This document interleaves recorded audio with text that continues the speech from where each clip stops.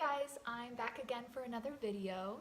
So today I want to talk about pregnancy in the Netherlands and how I, as an American, have experienced it so far. And yeah, I've only been here for a couple months in my last trimester, but I figured it'd be interesting to share some things that I find unique and interesting. And so yeah, currently I'm 39 weeks pregnant, so I'm nearing the finish line. But yeah, so I just have a few different topics to cover. But the first one I want to talk about is just activity level. I think Dutch people in general are a lot more active in their daily lives. Just to get from place to place, to get to work, to get to the grocery store, to get to school, wherever you have to go, most often it involves some form of activity, whether you're walking a little bit of a distance or biking. And so that's, pretty common for everybody in their daily lives. And I think when it comes to pregnancy, that is definitely a good thing. Yeah, it can be very easy to, at least back home, to be quite lazy in pregnancy. And I think most people see that as, perfectly fine and perfectly normal. But I think at the same time, if you're able to stay a little bit more active in your pregnancy, most women find that that ends up being really beneficial for themselves during and after their pregnancy. So yeah, that's something that I've definitely noticed already, and it can be a little bit of a challenge at times as well, like being in my last trimester. Even just getting to the grocery store sometimes can be a little bit of a drag, and I can feel quite lazy about it. And wanting to meet up with friends and that kind of thing will be a little bit more, a little harder to talk myself into sometimes, just because I do have to bike, 10 to 15 minutes to get to the train station and walk up to the train and then sit on the train for a while and then get off the train and then walk to, meet wherever I'm meeting friends, or walk to a bus to then take to see someone else. And anyway, so that's perfectly normal to people here, and there's nothing, super active about that to people here. But for me, that, when you're used to walking out your door and getting into your car and then driving wherever you need to go and getting out of your car and you're right there, it is actually quite a drastic difference. And yeah, so I think in America people live so much more of a sedentary lifestyle, and I think that in a lot of ways that is actually has a negative impact for people with lower risk pregnancies, I think. So yeah, I find it to be beneficial, but like I said, it's also a little bit double, because sometimes I just don't have the energy and I just want to be lazy. So it's a little bit of both. The next thing I want to talk about are midwives and home births. And home births are actually a very common practice here, and unfortunately I heard that's actually on the decline. I'm not sure what the reasoning behind that is, but yeah, it's still a very common practice though. And yeah, birth is seen as a lot more of a natural thing here, and it's not really seen as a medical event most often. So I really can appreciate that about the birth experience here and how it's viewed. So it really sets my mind at ease to be able to have the last bit of my pregnancy here and be able to be supported by people that are really familiar and comfortable with what a natural birth can look like. So I feel really, really grateful to be able to be here and experience that here. The next thing I want to talk about are Kraamzorg. Kraamzorg? Kraamzorg?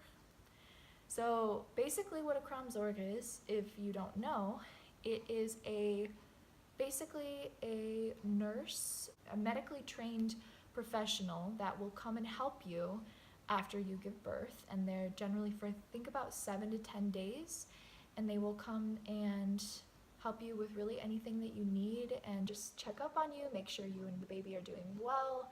And so they basically they're trained in that way, but they will also help you with things like laundry and just keeping your house in order and making sure your life just keeps going, and you can heal and rest up. And so yeah, it's a really amazing, totally common practice here. Really, it's part of insurance. It's not an extra thing or a luxury. It's actually just something everybody gets. And I just think that's really amazing that women are so supported in that way here. And so that's unfortunately not a luxury I'm going to be able to experience this time, because I am currently not under Dutch insurance, because I'm awaiting the child-based visa that we will get after our child is born. So then I will have insurance and be able to have all the luxuries that come with Dutch insurance. But for now, we are going to make do with what we have, and luckily we have a lot of support from my husband's family, and so that's really great.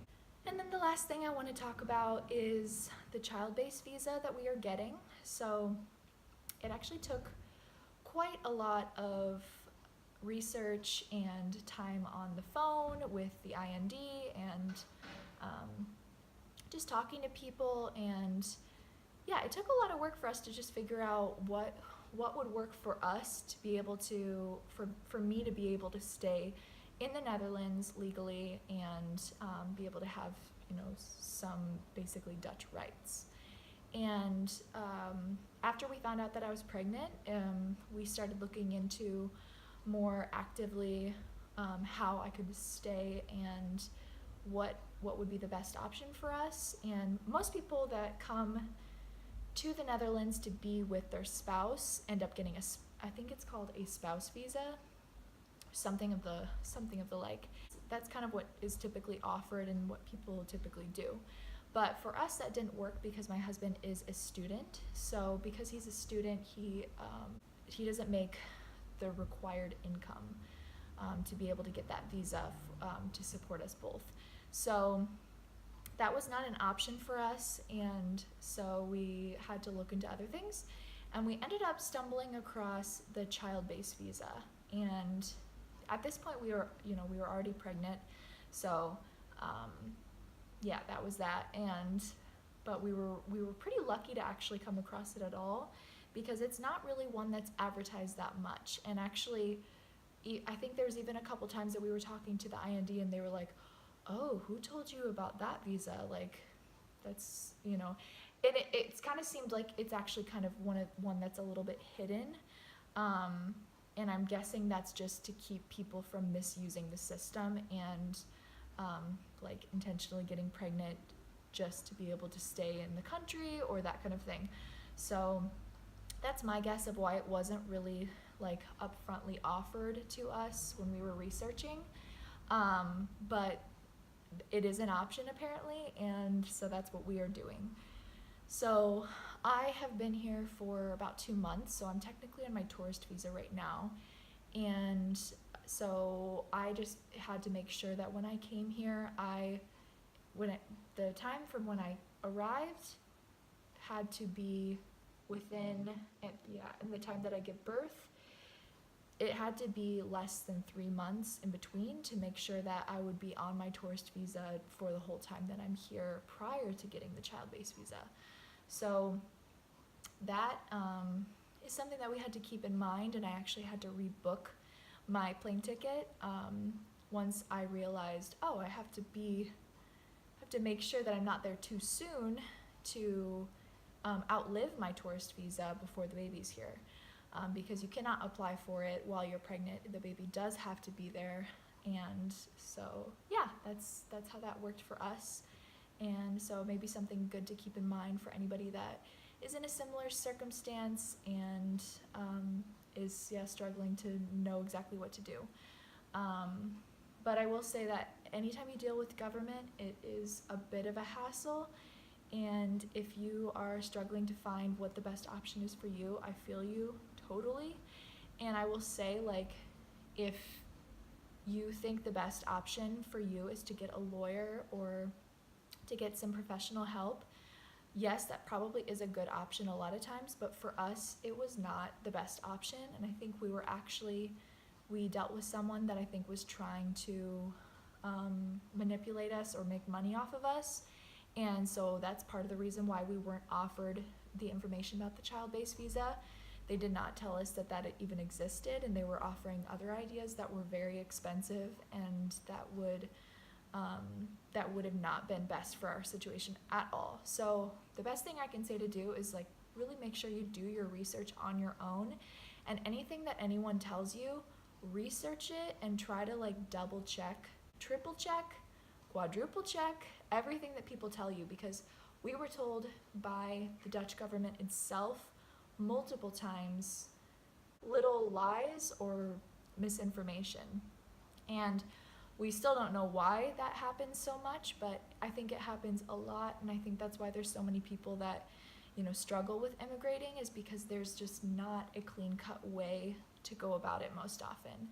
So yeah, that's kind of what I have to say about that, I guess. But yeah, so all in all, being pregnant here has been really wonderful, and it's just really great to be able to be with my husband, and obviously I really miss my family and I'm super close to them, so it's been hard to be away from them during this time, but at the same time I feel equally supported here as well, and I feel very grateful to be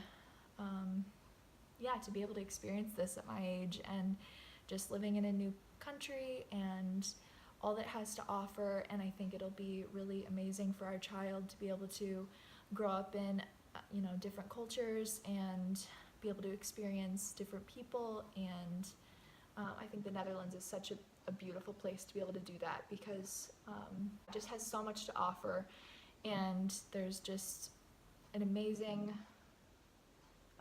culture here, amazing way of life, and I can come to appreciate it more every single day that I'm here.